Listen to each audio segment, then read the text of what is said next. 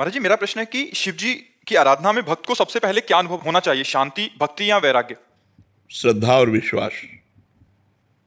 सबसे पहला सोपान है श्रद्धा, फिर है विश्वास, फिर आगे संसार से वैराग्य, फिर प्रभु के चरणों में अनुराग, और फिर अगर मोक्ष चाहता है तो मोक्ष, प्रेम चाहता है तो प्रेम मार्ग में चला जाएगा। पर सबसे पहली सीढ़ी है श्रद्धा, फिर है विश्वास, दृढ़ विश्वास भगवान के चरणों में। तब फिर अनुभूतियां शुरू होती हैं। जब पहले दृढ़ विश्वास होना ही कठिन है, भगवान के चरणों में विश्वास होना कठिन है। माया ऐसे ऐसे लीलाएं कर देती है तो हमें लगता है पता नहीं भगवान हैं भी कि नहीं, भगवान हमारी बात सुनते हैं कि नहीं सुनते, भगवान हमारी बात बनाएंगे कि नहीं बनाएंगे। कई तरह के ऐसे संशय आ जाते हैं तो हमारा विश्वास टूटने लगता है। और हमें लगता है भगवान से हमें प्रार्थना करनी चाहिए कि हमारी श्रद्धा आपके चरणों में लगे, हमारा विश्वास आपसे जुड़े। अगर श्रद्धा और विश्वास है तो वैराग्य, अनुराग, ज्ञान सब कुछ आ जाएगा।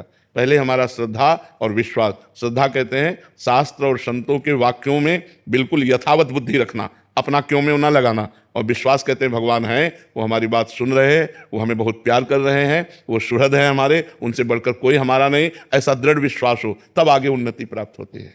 कृपा सिंधु शरण जी। श्री हरिवंश गुरुदेव। श्री हरिवंश महाराज जी। महाराज जी, आपके चरणों में कोटि कोटि नमन। महाराज जी, अध्यात्म में साधन का अधिक महत्व है या आश्रय का? आश्रय का। अगर आप तप करते हैं, साधना करते हैं तो तप लोक की प्राप्ति होगी। लेकिन यदि भगवद आश्रित हैं और कोई त्रुटियां भी हैं, ऐसी समस्याएं भी हैं जो नहीं होनी चाहिए, और आपका शरीर छूट जाता है तो आश्रय से भगवत प्राप्ति होगी। मेरे बनाए ना बनेगी कोटि कल्पनो, आपके बनाए बनेगी पल पाव में। हर समय जितनी हम में ऊर्जा शक्ति है वो हम लगाकर भजन करेंगे, जितनी हमारी बुद्धि काम कर रही है हम गलत आचरणों से बचेंगे। लेकिन इससे भगवत प्राप्ति हो जाए ये हमारा विश्वास नहीं। हमारा विश्वास है कि आपकी कृपा से आप मिलते हो। किसी तपस्या या भजन के द्वारा भगवान को खरीदा नहीं जा सकता, भगवान को विवश नहीं किया जा सकता, भगवान के होके भगवान को विवश किया जा सकता। कितना विवश हो सकते हैं? अर्जुन जी जहाँ खड़े होते हैं और उनकी जहाँ पादुका होती है वहाँ अखिल कोटि ब्रह्मांड नायक परात्परीश भगवान श्री कृष्ण सारथी के रूप में बैठते हैं। इतना विवश हो जाते हैं अपने जनों के लिए। अपना जन आश्रय से होता है, मैं आपके आश्रित हूँ। आश्रित की चिंता होने लगती है आश्रयदाता को।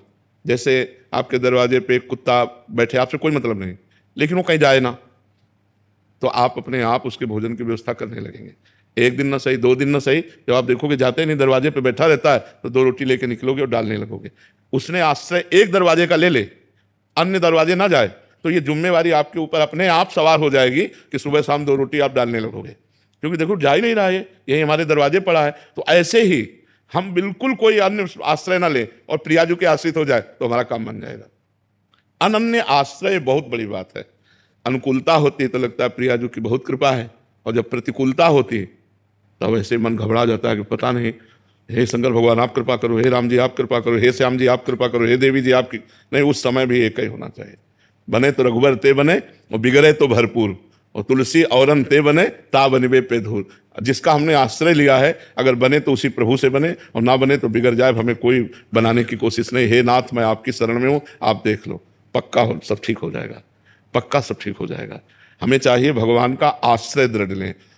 सबसे बड़ी भक्ति क्या है? आत्मसमर्पण। श्रवणम कीर्तनम स्मरणम विष्णुपाद सेवनम अर्चनम बंदनम दास्यम सख्यम आत्मनिवेदनम। आत्मनिवेदन पूर्ण भक्ति। आत्मनिवेदन का मतलब होता है आश्रय, समर्पित हो जाना। हे नाथ मैं आपको समर्पित हूं। अंदर से मन वचन कर्म से भगवान का शरणागत निश्चित भगवान को प्राप्त होता है। हमें प्रयास करना है जो हमारी शरणागति में कमजोरी है, कि भगवान के विरुद्ध आचरण है, जो अपने शरीर को लेकर मांगे हैं, जो अपने परिवार को लेकर मांगे हैं, वो केवल अपने प्रभु के सामने पेश करते रहें और ये मांगते रहें कि आपके सिवा हमारे मन में किसी अन्य का आश्रय न हो। जरूरतें हैं लेकिन आश्रय नहीं, ध्यान रखना। जैसे मैं आपका हूं, मेरी जरूरतें हैं तो मैं सिर्फ आपसे कहूंगा, इनसे नहीं कहूंगा। जरूरतें हैं पर आपसे। कोशिश करें कि आप तो अल्पज्ञ हैं, पता नहीं पाएंगे कि हमारी क्या जरूरत है, लेकिन भगवान सर्वज्ञ है, उनको सब पता है। तो हम अपनी जरूरतों की बात भी ना कहें, ये बहुत ऊंची बात है। लेकिन अगर कहें तो सिर्फ अपने प्रभु से, जो हमने प्रभु को अपना माना है, राम रूप, कृष्ण रूप, राधा रूप, शिव रूप, हम उसी से बात करें कि ये जरूरतें यद्यपि हमें आपसे नहीं कहनी चाहिए, पर हम अज्ञानवश कह रहे हैं ये जरूरतें, पर आपसे, औरों से नहीं। तो ये अनन्य आश्रय जो है ये बहुत जल्दी भगवत प्राप्ति करा देता है। नहीं तो जन्म जन्म जतन करते रहो, कोई त्रुटियां होती रहती हैं और भगवान से मिलने में बाधा पहुंच जाती है। पर अगर आश्रय लिए हो तो त्रुटियां होने पर भी भगवान कृपा करके अपनी शरण में ले लेते हैं।